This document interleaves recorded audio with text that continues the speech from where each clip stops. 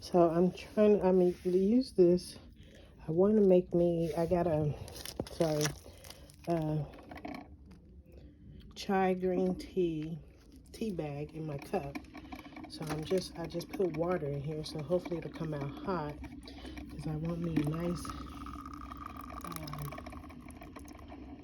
cup of hot tea.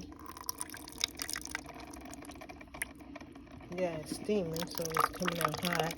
I'm also going to add some of this green coffee and matcha powder in there.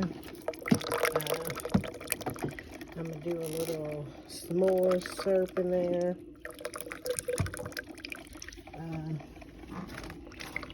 Maybe a spoonful of collagen. And then there's RX sugar, liquid sugar.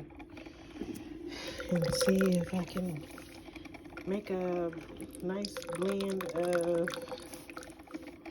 hot tea slash coffee. I shall let you know once I'm finished. Yeah, and it tastes really good. And it's nice and warming and what I need. Yeah, that is it.